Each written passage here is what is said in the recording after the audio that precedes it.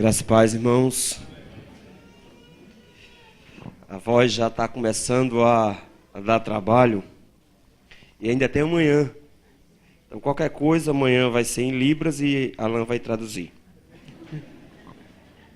Irmãos, vamos abrir as nossas Bíblias no livro do profeta Daniel, capítulo 1.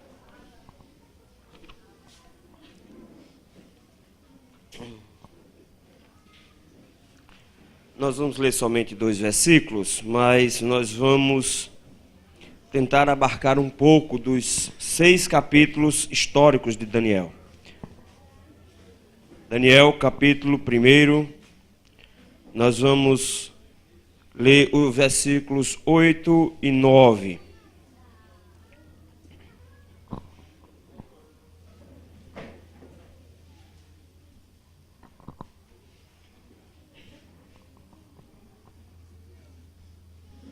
Daniel 1, versículos 8 e 9. Vamos ler todos em uma só voz?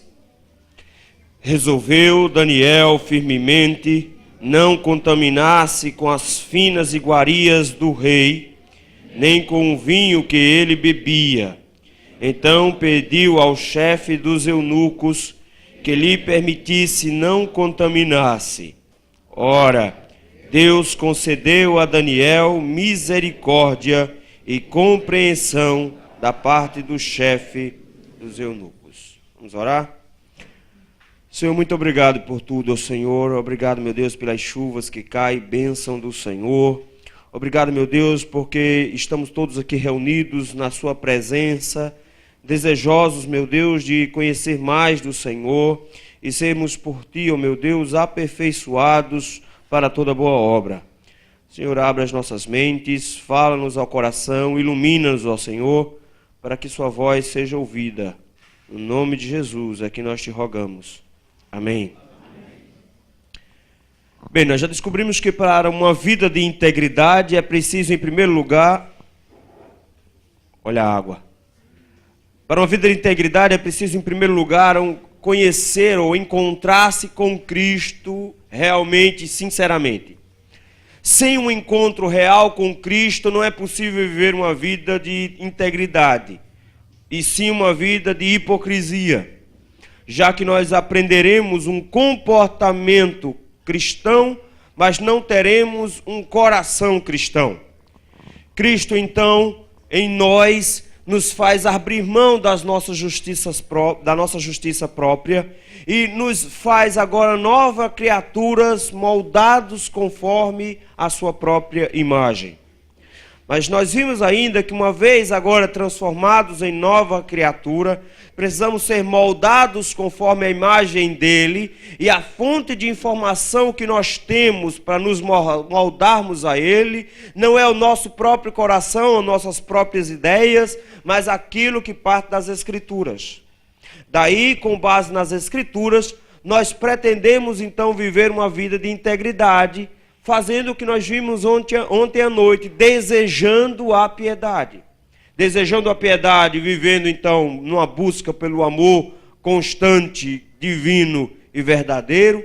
Viver a piedade buscando uma vida de integridade, buscando coisas excelentes, praticando as boas obras e no final das contas glorificando a Deus. A pergunta que nós vamos levantar hoje é: mas o que realmente, na prática, significa, então, integridade? Nós já vimos que se eu tenho um encontro com Deus e, com base nas Escrituras, busco determinadas qualidades, eu terei uma vida de integridade. Mas, infelizmente, meus irmãos, devido ao espírito da nossa época, nós particularizamos a fé de forma que nós aprendemos a viver vidas duplas. Nós dividimos as coisas que são sagradas das coisas que são profanas. Nós temos o culto a Deus e minha vida secular. Nós temos o domingo à noite para o Senhor e a segunda-feira de manhã para mim. E nós comemoramos o final da sexta-feira como que fizéssemos um gol, porque chegou o final de semana, e como se durante toda a semana isso não fizesse parte da minha vida espiritual, e finalmente agora eu tenho um domingo para entregar ao Senhor. Mas, na verdade, a vida espiritual de integridade, ela abrange não só um serviço religioso, mas ela abrange cada área da minha vida. E por isso mesmo, ela é igualmente importante na minha vida em família, que é o que nós temos trabalhado aqui. Quando nós falamos em integridade, vários nomes surgem. José, no Egito, é um exemplo de integridade. O próprio Jó é um exemplo de integridade, onde o próprio Deus o reconhece como integridade, como um homem íntegro. Mas eu gostaria de trabalhar com vocês um pouco a história de Daniel. Nós já fizemos isso no acampamento dos jovens, na última vez, e nós vamos retomar um pouco desse assunto hoje. O livro de Daniel é um livro especial. Por exemplo, ele é escrito em 2 idiomas. Ele é escrito em hebraico e ele é escrito também em aramaico. E ele também é dividido em 2 partes. Uma primeira parte histórica, que é a parte que nós vamos trabalhar hoje, que conta não só a história de Daniel, mas conta a história de Daniel e de mais 3 amigos dele, que foram retirados da sua terra e levados para a Babilônia. E uma segunda parte profética, que vai apresentar o futuro e ver como a igreja será cuidada pelo Senhor e de alguma maneira como Deus vai processar o final dos tempos. Essa primeira parte, essa parte histórica, mostra, meus irmãos, como homens íntegros conseguem viver em meio a uma sociedade corrupta e como eles podem fazer diferença dentro dessa sociedade e como Deus os premia pela sua vida de integridade. Viver integralmente faz com que possamos ser luz, possamos ser sal da terra, mas nós também somos abençoados quanto a isso. Ser íntegro é ser alguém inteiro. Em outras palavras, é não ser alguém 2 caras. Alguém que tem uma máscara na igreja e outra em casa.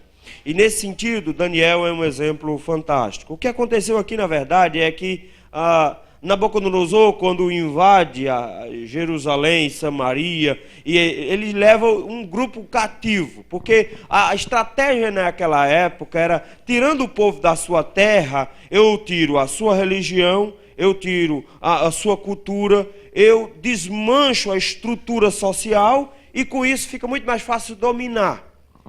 E aí, quando ele vai levar esse grupo cativo, ele escolhe um grupo em especial aqui, que na verdade são reféns, mas eles são tratados de maneira diferenciada. E esse grupo pequeno de jovens inclui aqui Daniel e os seus 3 amigos, versículo 6, Ananias, Misael e Azarias.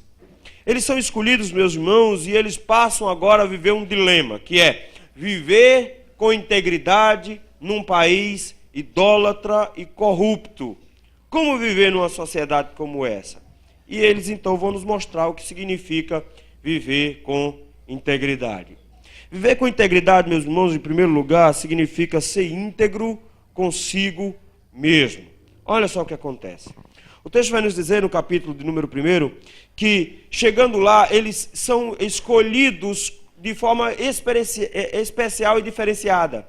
Por que esses 4 rapazes são escolhidos? A Bíblia vai nos dizer que esses jovens, eles eram perfeitos fisicamente. Vejam versículo de número 4. Eram jovens sem nenhum defeito, de boa aparência. Então eles eram bonitões. Então, em primeiro lugar, notem como é que uma sociedade ímpia escolhe seus líderes. Pela aparência. Foi assim que aconteceu com Israel na hora de escolher o seu primeiro rei. Quem é que eles escolhem? O bonitão mais alto, Saul. Depois, quando é para escolher, vem o baixinho sarnento, quando Deus escolhe. Mas em primeiro lugar é o bonito. Eles escolhem rapazes que não têm defeitos físicos e que, pelo contrário, são bonitões, têm uma aparência bonita. Então, eles já levaram vantagem, eles nasceram bonitos. Deus é bom. Com alguns. Para outros, Deus deu só sabedoria. Né? E aí, veja só, ele diz assim, eles eram bonitos, eles tinham boa aparência, mas olha só que coisa interessante, eles também eram inteligentes, então eles não só eram um corpinho bonito, eles tinham cabeça. Eles eram instruídos em toda a sabedoria, eles tinham conhecimentos filosóficos, de pensamento, de estrutura de pensamento. Eles tinham conhecimento, não só conhecimento no que diz respeito a comportamentos e coisas do tipo, eles eram instruídos também em ciências, eles eram doutos em ciência. Então, eles tinham conhecimento lá, eles traziam lá de Israel a beleza de Israel, eles traziam de Israel a filosofia de Israel, eles traziam de Israel o conhecimento. Então não eram meninos que ficavam colando no colégio, eles não ficavam remanchando, jogando videogame, eles estudavam. Notaram? Eram doutos em ciência, eles tinham conhecimento. Mas não só tinham conhecimento, o texto diz que eles eram versados no conhecimento e que fossem competentes para assistirem no palácio do rei. Ou seja, não só ter conhecimento, mas saber utilizar esse conhecimento para a tomada de decisões. Eles sabiam tomar decisões de maneira adequada, eles sabiam usar, então eles não só tinham a informação, eles sabiam usar essa informação, e por isso mesmo eles seriam úteis no palácio. Então, é retirado aqui de Israel um grupo de jovens especiais, estudiosos, conhecedores, hábeis, inteligentes, bonitos, para trabalhar lá no palácio. E olha só interessante, como é que termina o versículo 4. E lhes ensinassem o quê? A cultura e a linguagem dos caldeus. Então, eles iam agora passar por uma nova fase de aprendizagem. Esses jovens, eles tinham conhecimento, esses jovens, eles tinham sabedoria, eles tinham inteligência, eram bonitos, mas agora eles iam ser treinados para viver na Babilônia. E por isso eles iam ser treinados na cultura e na linguagem dos caldeus. Quando o texto diz que eles iam ser treinados na cultura e na linguagem dos caldeus, significa que eles iam passar por uma reeducação. E isso implicava, em primeiro lugar, aprender uma nova língua. Porque os caldeus, eles tinham dominado toda a região, e mesmo que a Babilônia tenha dominado em seguida os caldeus, a cultura dos caldeus permaneceu, inclusive a língua. Então a língua comercial era a língua dos caldeus.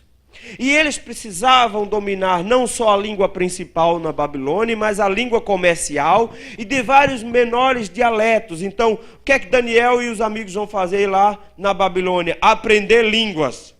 Eles eram já conhecedores, eram muito inteligentes, mas eles agora vão ser treinados em linguística. Eles vão aprender línguas.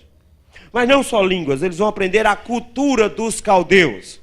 E como cultura dos caldeus, eles iam agora aprender na base de todo o conhecimento da época. Porque naquele momento, o país mais importante no mundo era a Babilônia. Então, onde estava a base de todo o conhecimento? Estava lá.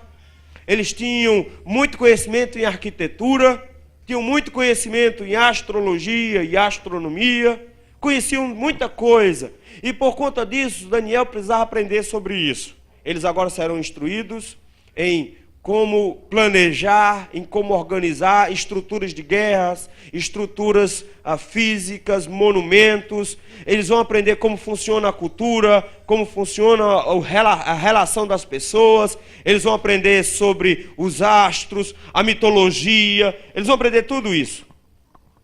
A pergunta é, por que eles estão interessados em ensinar tudo isso para Daniel, já que eles já vieram de lá conhecedores, doutos em ciência, inteligentes? Na verdade, eles estavam fazendo uma espécie de lavagem cerebral nesses rapazes. Era essa a ideia. Era fazer com que eles se tornassem caldeus.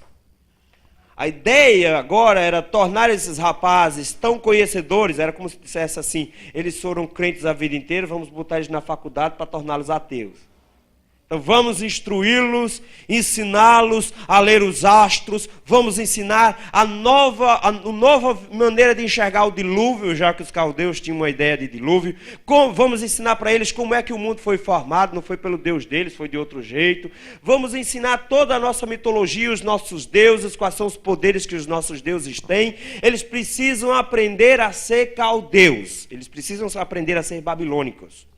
Para isso, nós vamos fazer uma enxurrada de conhecimento na cabeça deles, para que eles tenham então um esquecimento da sua cultura judaica e aprendam agora a ser babilônicos de nascença. Era essa a ideia. Mas de repente o texto não diz que Daniel e os amigos recusaram o conhecimento. Notaram isso? Não. O texto continua mostrando e diz que eles iam lá e continuavam estudando, e eles aprenderam sobre isso, mas o rei queria ganhar não só a mente deles, mas queria ganhar o coração, e o rei resolve então comprar o coração deles com o que há de melhor, dando instrução sobre como ser um caldeu, mas também mostrando como é bom ser um caldeu. Olha o versículo de número 5. Determinou-lhes o rei a ração diária. Vocês não vão comer qualquer porcaria, não é no refeitório da faculdade. Vocês vão comer num lugar melhor, vão comer coisa boa. O texto diz que a ração diária deles era de finas iguarias da mesa real e do vinho que o rei bebia. E eles seriam mantidos por 3 anos nesse treinamento. Notem, o rei está querendo não só que eles aprendam a cultura, não só que eles aprendam a língua dos caldeus, não só que eles aprendam como se comportar como um caldeu, mas que ele queria impor a eles a cultura dos babilônicos em matéria de comida, em matéria de comportamento, em matéria de festas, em todas as vantagens que o mundo babilônico poderia trazer. Vou dar a eles uma vida de luxo.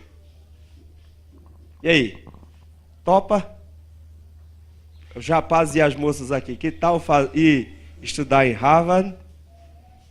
Nos Estados Unidos, lá, com hospedagem de primeira, não comendo no refeitório, mas todo dia escolhendo um restaurante bom para ir jantar. Por 3 anos. Hein? Vai voltar falando inglês, vai até esquecer o português. Não é? É isso que o rei está querendo aqui. É isso que ele está querendo fazer. Daniel e os amigos absorvem o que eles podem. Eles aprendem a língua, aprendem a cultura, eles aprendem a mitologia, eles aprendem tudo possível.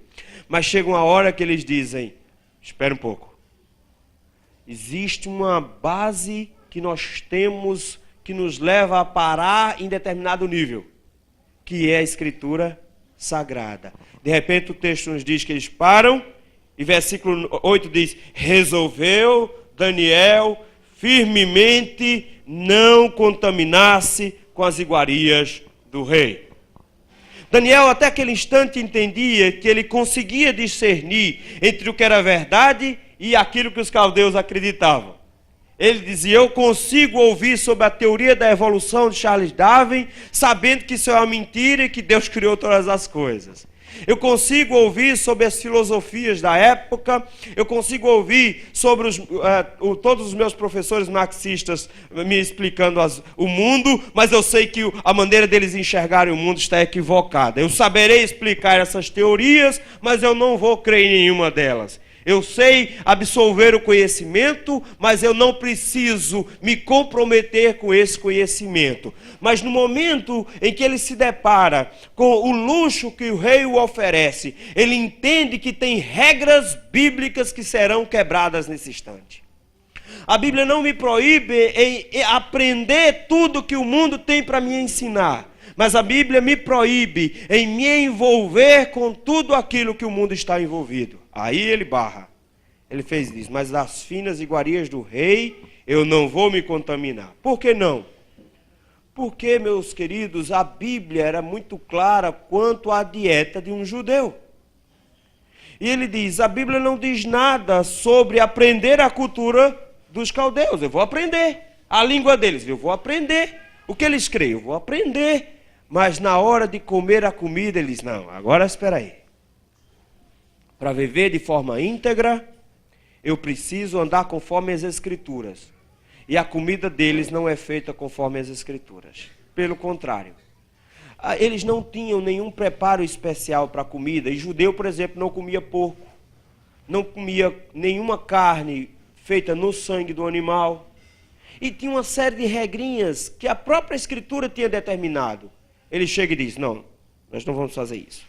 Nós não vamos nos contaminar com as finas iguarias do rei, nem com o vinho que ele bebe. E o texto diz, e eles então vão para o chefe deles, o chefe dos eunucos, e pedem permissão para que eles não comam dessa comida. E incrível, porque esses rapazes, eles eram inteligentes, bonitos e simpáticos. porque eles ganham a simpatia de todo mundo que está por perto. E o texto nos diz que o Senhor abriu o coração daquele chefe deles. E o Senhor concedeu a Daniel misericórdia e compreensão da parte do chefe dos eunucos. Mas o chefe dos eunucos estava com um problema. Porque ele precisava apresentar esses rapazes ao rei, prontos, finos, educados em toda a etiqueta, mas também precisava apresentá-los gordinhos, fortinhos, e por isso a comida boa. Mas de repente o chefe chega e diz: Daniel, tem um problema, eu estou com medo, versículo 10. Eu tenho medo do meu Senhor, porque vai que eu me apresente vocês na presença dele daqui a 3 anos, e ele vai olhar para vocês e vai dizer: que menino magro é esse? Cara amarelo é esse que vocês me apresentam? Eu mandei você alimentar bem esse rapaz, e vocês me apresentam uns rapazes fracos aqui? Não, não pode. Quem ia perder o pescoço? O chefe. Diz: estou com um problema agora, estou até querendo te ajudar. Daniel então sabiamente disse: o seguinte, vamos fazer um teste?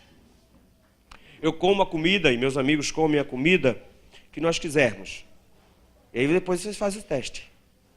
Meus irmãos, o texto nos diz que, no final das contas, eles fizeram um teste, versículo 10. Ele atendeu e os experimentou 10 dias. No fim de 10 dias, versículo 15, como é que ele era? A aparência deles era melhor. Melhor, e eles estavam mais robustos. E o texto diz que eles não comiam, eles eram mais robustos do que todos aqueles que comiam das iguarias do rei. Estavam melhor. Os outros só comiam fast food e viviam no McDonald's, né? Eles não. Estavam todo mundo bem tratado. Notem, meus irmãos, a ideia que como é interessante. O nome deles foi mudado. O próprio Daniel teve o nome mudado agora do Senhor é juiz, que era o que significava o nome dele, para o príncipe de Beltesazar. Eles tentam de todas as maneiras contaminar Daniel e seus amigos com a cultura para que eles absolvam. E Daniel não se esconde por trás daquela desculpa de que, afinal de contas, eu preciso me adaptar para sobreviver. Eu estou num país estranho, eu sou um refém nesse país estranho, eu preciso me adaptar. Não, Daniel chega e diz: existe um certo nível que eu posso me comprometer, mas depois de determinado nível, a Escritura barra esse meu comprometimento. Eu não posso ir à frente. Eles não estão querendo vantagens, eles querem manter-se íntegros. E eles têm isso em seus corações para consigo mesmo. Isso faz parte do coração deles, eles querem ser assim, mesmo sendo obrigados a serem diferentes. Irmãos, da mesma maneira, nós 24 horas por dia somos tentados a nos comprometer com o mundo. Não é errado aprender filosofia, não é errado aprender as ciências do mundo, não é errado viver envolvido com aquilo que o mundo me oferece de melhor.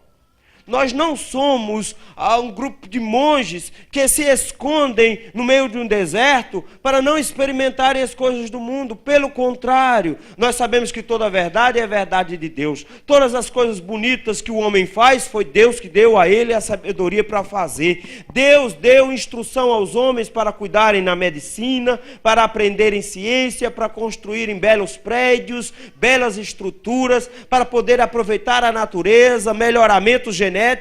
Deus deu sabedoria aos homens e cabe a nós apreciarmos a beleza de Deus na sabedoria do homem, a imagem de Deus no homem. Mas a Bíblia nos instrui a pararmos quando a Bíblia nos manda parar. É preciso aprender, meus irmãos, que existe um limite de absorção para o que o mundo oferece. A Bíblia nos instrui na maneira como eu devo comer ou beber, mas também me diz que a maneira como os homens fazem isso não é uma maneira adequada. E aí eu tenho que parar. Mas o meu comprometimento vai muito mais além. Por exemplo, seu trabalho. Alguns trabalhos, meus irmãos, levam o crente a colocar em xeque a sua fé. Um amigo meu trabalhava numa mercearia. Ele era o responsável por transformar sacas de alimento em pequenas porções. Qual era o problema? O quilo na mercearia tinha 900 gramas. E uma vez ele chegou para mim e disse: E agora, o que é que eu faço? Se eu não pesar 900 gramas, eu vou perder o emprego. Mas se eu pesar 900 gramas, eu vou estar me corrompendo para manter o meu emprego. Irmãos, isso nós passamos o tempo inteiro. Ou será que você nunca, como secretário ou secretária, foi instruído pelo chefe a dizer, eu não estou? E aí o que é que a gente faz? Ele não está não. Mas peraí, ele está ali dormindo, tirando cochilo. Ele não está. Nós aprendemos e somos conduzidos a dizer o seguinte, não, nessas horas o importante é manter comida em casa. E aí nós nos acostumamos a pensar como os ímpios, cujo Deus é o próprio ventre. Nós dizemos, o meu Deus é minha barriga. O meu Deus dos céus não pode prover sustento a mim. Eu tenho que me virar. Nessas horas, eu tenho que pensar primeiro na minha família. Olha como a gente pensa. Aí a gente diz, então, é melhor então negociar alguns princípios bíblicos e me manter firme. Me manter com comida em casa. Quer que a Bíblia me instrui? Não. Não é assim.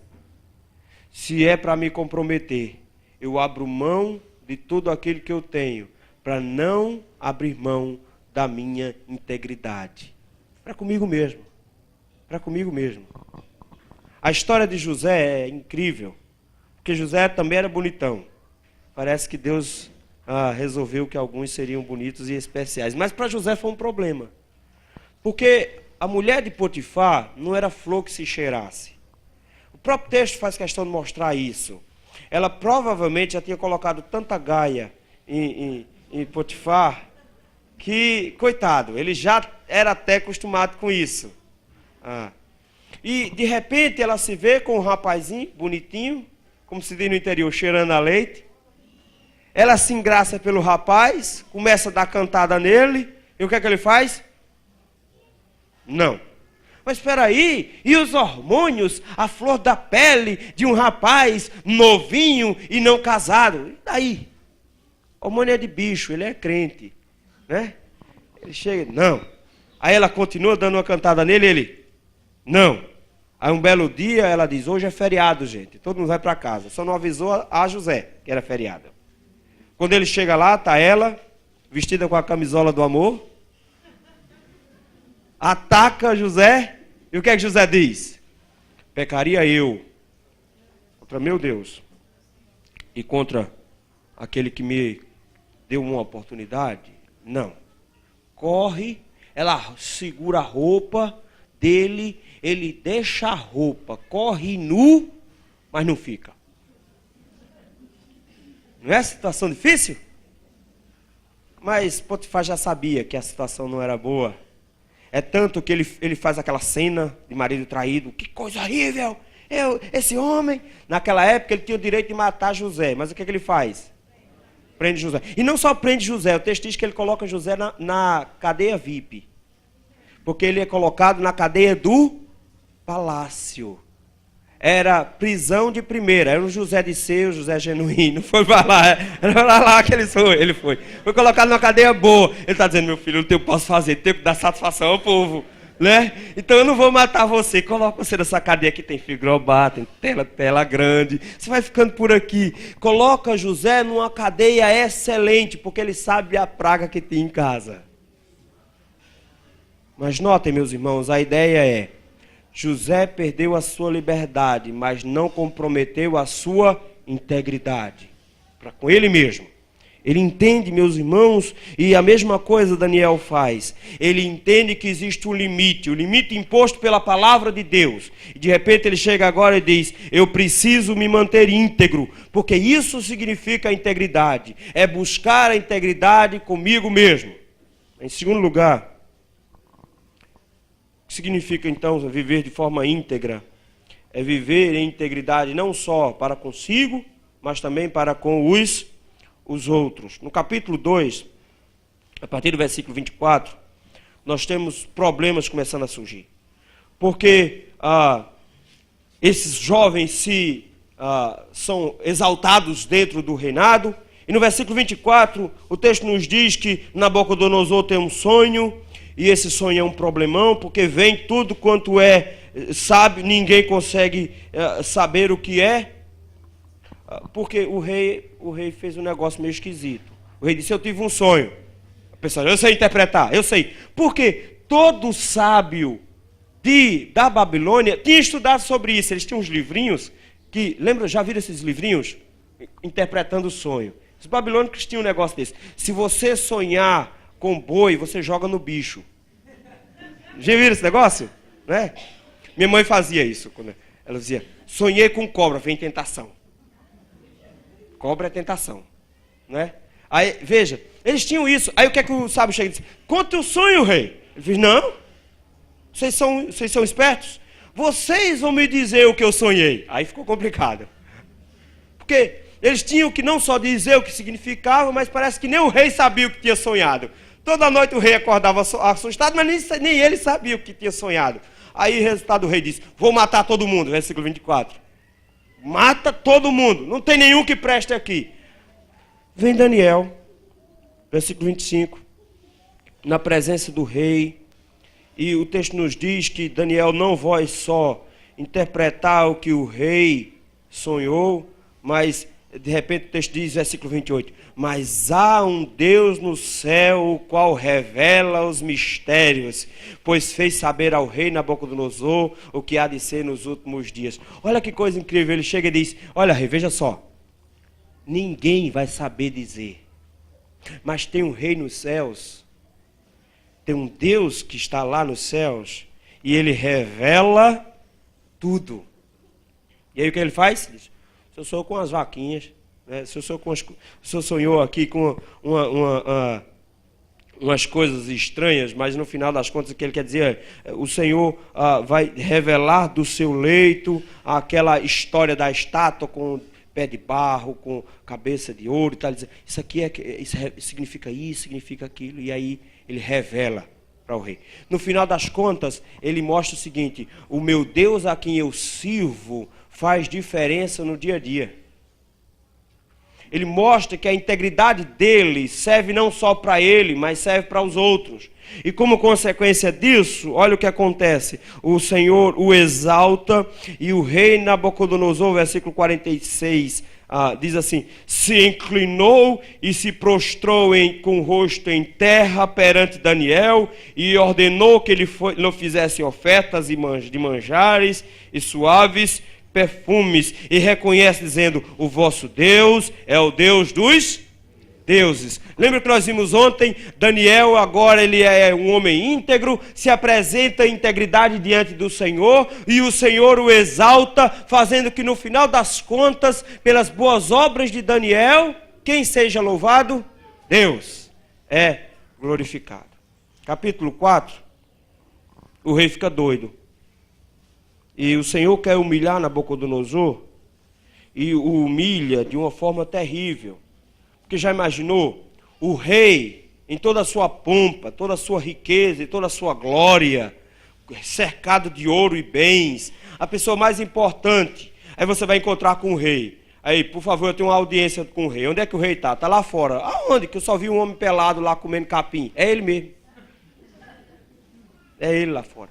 Deus humilha o rei a um nível extremo e o faz comer capim lá fora. E o texto então nos diz que Deus vai se utilizar de Daniel, no capítulo 5, também com uma escrita misteriosa, e a mãe do rei lembra, Daniel pode interpretar isso. Chega Daniel capítulo 5, versículo 10, e interpreta também. Lá no capítulo 6, de repente o pessoal diz, tem alguma coisa que a gente pode pegar Daniel?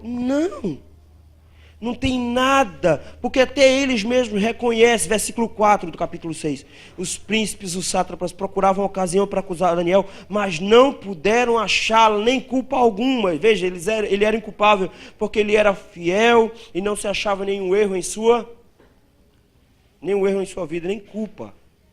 Notem, o tempo todo o texto faz questão de que Daniel está sendo provado, está sendo testado, mas em todos os momentos o texto faz questão de dizer que ao invés de Daniel ser envergonhado, ele é honrado e Deus é glorificado. Nesse caso aqui, até os homens injustos e ímpios e corruptos dizem, não tem nenhum jeito de pegar Daniel, a não ser na sua própria piedade. Ele não abre mão de orar 3 vezes por dia. E ele sempre ora com a janela aberta para o lado de Jerusalém. Então todo mundo via que ele estava orando. Não era para aparecer não, era saudade da terra. Era saudade da terra prometida. Ele queria orar em direção ao templo. Era para lá que ele orava. Mas quando acontece um decreto dizendo que não pode orar, o que é que ele faz? Ora. Mantém-se íntegro. É jogado numa cova de leões, mas sai limpo. E depois o que acontece com o pessoal que o acusou?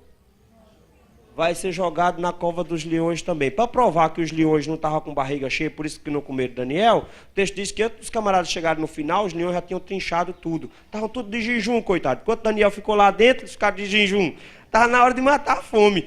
Jogou a família do pessoal também, eles comeram tudo. No final das contas, que haviam 3 grandes governadores, Daniel era um deles. Daniel se torna o único.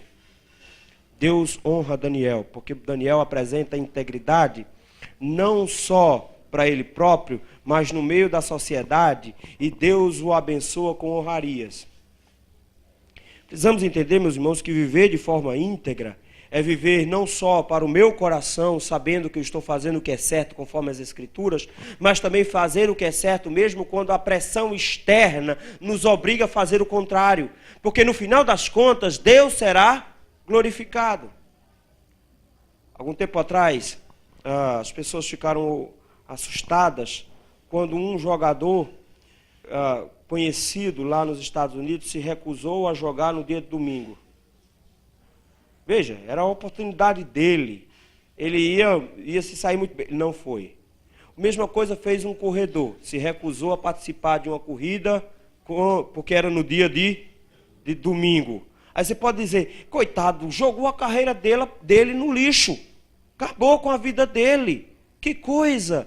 Que por causa de uma bobagem dessa, domingo, um só, tem problema não. Esse rapaz foi honrado e até hoje reconhecido, porque ele não quebrou o dia do Senhor em nome da sua carreira. E seu cursinho de vestibular, que dia é? Qual é o dia do aulão? E o que é que você faz nesse dia? Eu costumo dizer o seguinte, quando os meninos dizem, faltei, pastor, domingo passado, estava fazendo o quê? Estava estudando vestibular. Digo, vou orar. Vou orar para que você seja reprovado. Vou orar para que Deus te dê mais um ano para você estudar mais. Você não vai entrar na faculdade porque eu vou orar por isso. Porque você não está pronto para uma faculdade.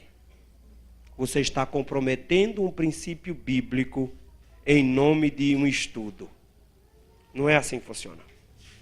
Ou nós comprometemos um princípio bíblico com a desculpa de que estou cansado. Mas eu estou muito cansado. Hoje não dá para ir para a escola dominical.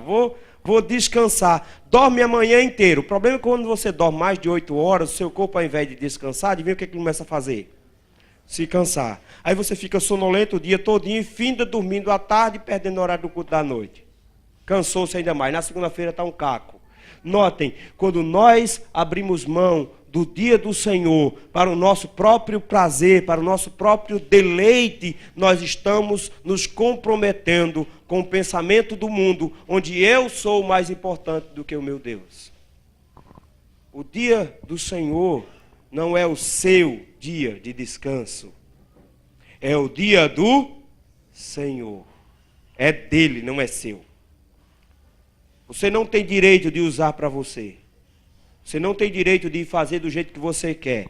É conforme Deus prescreveu para o seu dia. Daí, meus irmãos, é muito fácil para nós nos comprometermos. Tem um grupo de irmãos tentando entrar na justiça agora para impedir que o vestibular seja feito no domingo. Mas veja só que coisa interessante. Os adventistas do 7º dia já não fazem no sábado. Por quê? Porque eles levam a sério a ideia louca deles de que aquele dia é o dia do Senhor. E, de alguma maneira, eles levam tão a sério isso que dizem, se for para perder o vestibular, nós vamos perder, mas nós vamos entrar na justiça para que nossos filhos façam no outro dia. E os presbiterianos? Ficam as mães na igreja orando para os filhos que estão quebrando o dia do Senhor passarem. eles já entraram quebrando um mandamento. E os pais já o estimularam dizendo: meu filho, quebre o mandamento, mas seja universitário. O que é que nós estamos ensinando para os nossos filhos? Quando nós dizemos: meu filho, a gente está vivendo uma vida muito corrida, eu mal encontro com você, domingo eu vou para a praia contigo. E nós estamos ensinando aos nossos filhos que o dia do Senhor é um dia que pode ser quebrado, é um mandamento mais frouxo. Ou seja, no dia que meu filho aprender que o mandamento do dia do Senhor pode ser quebrado, ele vai entender que o mandamento de não adulterar também pode ser quebrado, o mandamento de não roubar também pode ser quebrado, o mandamento de não matar também pode ser quebrado, de não cobiçar a mulher alheia também pode ser quebrado, de desonrar aos pais também pode ser quebrado. Quando eu me comprometo contra as Escrituras, eu vou, de certa maneira, prejudicar a minha vida inteira, por causa de uns princípios pequenos. O Senhor nos ensina a sermos íntegros conosco, sermos íntegros também com o próximo, mas sermos íntegros também com Deus. Isso é ser íntegro. No capítulo 6, o que eu acho mais interessante aqui, nisso tudo aqui, Daniel diz: eu não vou abrir mão do meu Deus em nome de uma lei absurda. Eu não vou abrir mão do meu Deus em nome de uma lei absurda.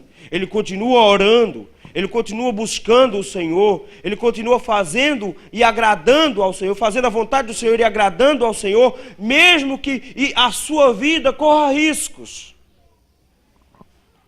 Mas nós temos uma ilusão interessante. Nossa ilusão é a seguinte: nós dizemos: não, eu vou ficar firme.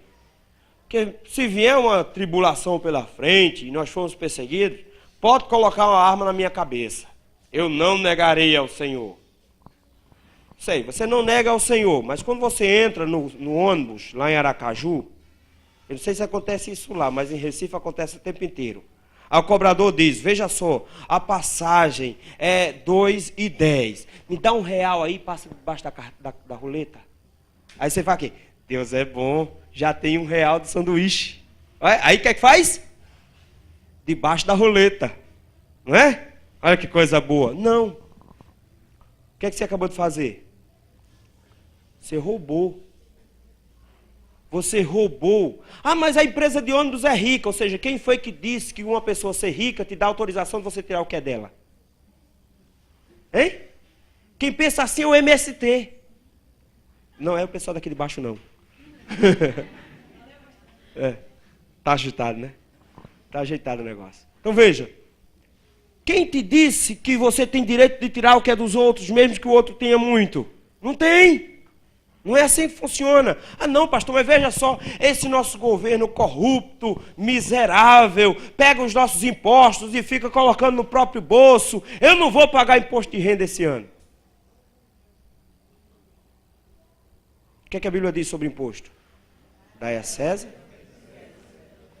Mude o governo, bota ele para fora para diminuir o imposto. E quando ele diminuir o imposto, o que é que você faz? Você paga menos. Fica votando nesse bando de jumento, aí fica reclamando do imposto. Jumento só sabe botar carga nas costas dos outros. Vejam só qual é o princípio. Nós precisamos aprender que não dá para se comprometer com a agenda do mundo. O Senhor nos conclama a sermos fiéis, em primeiro lugar, a Deus, íntegros para com Deus. E quando Deus estiver nos vendo e nós entendendo que Deus está nos enxergando, veremos que não é somente fazer de aparência, mas é fazer de fato e de verdade, integridade no dia a dia. Aí nós vamos ensinar isso aos nossos filhos na prática. Nossos filhos vão ver: meu filho, no início do ano é terrível. Então no início do ano não dá nada, para fazer nada, porque nós vamos ter IPTU, nós vamos ter IPVA, nós vamos ter imposto de renda, por isso que não vai ter IPOD, não vai ter IPED, né? Não vai ter nada disso. Por que não? Porque os outros I já comeram. Então, deixa quieto. A gente não vai poder fazer isso. Porque eles precisam entender que nós não damos jeitinho. Jeitinho brasileiro não é jeitinho de cidadão do céu. Nós somos íntegros. Nós não somos corruptos. Nós precisamos aprender isso. E a igreja do Senhor precisa demonstrar para o mundo que viver de forma íntegra é possível. E o Senhor nosso Deus vai honrar os seus servos que viverem de forma íntegra no final. Você vai abrir mão de emprego? Vai. Provavelmente você pode ser demitido. Se você não vendendo o carro, e eu botei vendedor de carro, se tiver algum aqui, me perdoe. Mas aquele negocinho que fica com a calculadora na mão. Já viram a velocidade? Dizendo, já tem o lucro da empresa, já tem o meu lucro, já tem um lucro lá. Eles colocam tanto lucro que você pensa, cara, tadinho, já vai tirar do bolso dele para me dar o carro agora. Que nada. É ruim, hein? O lucro está tão alto lá em cima que vocês nem imaginam. E quando ele vai calcular o juro, ele calcula a parte dele dentro do juro. A gorjeta dele está ali. Está ali dentro. Está calculada também. Entenda uma coisa, chegar e dizer, veja só, é assim que funciona, os juros da empresa são esses, é assim, assim, assim, assim, assim, assim que funciona. Aí o que é que seu patrão vai fazer? Está demitido, então vai passar para a faxina, porque aqui na área você não vai crescer. Mas nós não podemos nos comprometer na integridade que o Senhor nos convocou a vivermos. Viver com integridade, meus irmãos, é tendo compromisso comigo mesmo, buscando ser íntegro para comigo mesmo. É ter compromisso com o meu próximo, sendo íntegro para com o meu próximo. É ter compromisso para com Deus, sendo íntegro para com Deus. Não abrindo mão dos seus mandamentos. Como família, se nós vivermos de forma íntegra, nós não teremos problemas no futuro. Por quê? Para que serve ciúme de mulher se o marido é honesto e fiel? Serve para quê? Para nada. Hein? Só para perturbar a cabeça do marido, E eu costumo dizer que mulher ciumenta vê chifre em cabeça de cavalo. Não dá, não tem nada lá. Mas se o marido, ela o reconhece como um homem íntegro, o que acontece? Não faz sentido. Não faz sentido ficar com ciúme. Ciúme não é demonstração de amor pelo outro, é demonstração de amor por você mesmo. Você se ama tanto que considera o outro um objeto seu e você não gosta de perder nada na vida. E aí você quer para si. Então ciúme, alguém que tem ciúme do outro, ele não te ama. Ele ama ele mesmo mais do que você. E você é só um brinquedinho dele, que ele está com raiva de perder. Então veja, se eu tenho um marido íntegro, não tenho preocupação com isso. E se minha esposa é íntegra, também não tenho preocupação com isso. E se o casal é íntegro, não vai ter preocupação com seus filhos, porque os filhos não aprendem o que você diz, os filhos aprendem o que você faz. Eu tenho notado algumas coisas interessantes. Eu, vez por outra, estou brincando com meu filho, e aí eu olho assim, meu pai fazia isso comigo. Mas eu não estou pensando, eu vou fazer igualzinho o meu pai. Não, eu simplesmente me lembro da maneira como ele fazia, as brincadeiras que ele fazia, e eu findo me pegando, fazendo com ele, mas eu não estou planejando isso. Mas foi a forma como eu aprendi no exemplo. Na minha época, nós ensinávamos que o sangue pode bater na canela, mas a palavra do homem está valendo. A gente comprava as coisas com fio de bigode. Era assim que a gente comprava as coisas. Quando dá a palavra, dá a palavra. Minha avó dizia, meu filho, aprende uma coisa. Palavra de um homem é palavra de um rei. Ele não volta atrás. De onde ela tirou isso? Das Escrituras. Ela tirou das Escrituras. Se o vosso sim é sim, e o vosso não tem que ser não. Ponto e final. Jura com dono próprio, mas não se retrata. Ou seja, temos somente uma palavra. Isso é integridade. Isso é integridade. Aí a gente ensina para os nossos meninos o seguinte, dizendo assim, meu filho, papai vai ali, mas volta já já. Aí passa o dia todinho e volta de noite. O que é que você fez? Mentiu. O que é que seu menino aprendeu? Eu posso mentir desde que seja para consolar menino besta. Não é? Não, meu filho, vou demorar. Não estou voltando agora, mas eu prometo que vou voltar. Primeiro dia de aula de Davi. Ele chegou lá, Josi não foi não, porque Josi chora. Aí eu fui entregar Davi. Cheguei lá e ele não queria ficar, claro. Olhei para ele e disse, fique aí com a tia. Primeiro dia de aula, coitado. Fica aí com a tia, você vai brincar e vai estudar um pouquinho. Quando terminar, papai vem te buscar. Aí ele olhou para mim e fez: você promete, papai? Eu disse: prometo. Fui embora. Ele ficou lá. Ele chorou um bocado. Ficou lá. Quando eu cheguei de 11 e pouco da tarde para pegar, ele olhou para mim e fez: papai, você veio? Aí eu disse: vim, eu não prometi. Ele disse: foi, você prometeu. Pega a bolsa e vai embora. No segundo dia, adivinha? Chorou mais não. No segundo dia ele disse: o senhor vai voltar. Ele disse: vou. Está resolvido. De 11 horas eu vou voltar. Ele entendeu um princípio bem simples. Quando o pai dele disser que volta, ele volta. Ele aprendeu que não se negocia com conversinha, com mentirinhas. Ele aprendeu que precisa confiar na palavra que foi dita. Se você não faz isso com seu filho, comece a fazer hoje, porque você está ensinando a comprometer princípios bíblicos, ensinando-o a não ser ético, a não ser íntegro. O Senhor nos convida hoje a ser como Daniel e os seus amigos, íntegros, não se contaminando com as iguarias do mundo, íntegro, não se comprometendo com as coisas que o mundo oferece, íntegro, se comprometendo somente com o Senhor, mesmo quando eu estiver com minha vida em risco. Me comprometer com o Senhor e não com o mundo. Que Deus tenha misericórdia de nós e nos ajude a sermos reconhecidos como homens e mulheres íntegros, servos do Senhor. Que Deus nos abençoe.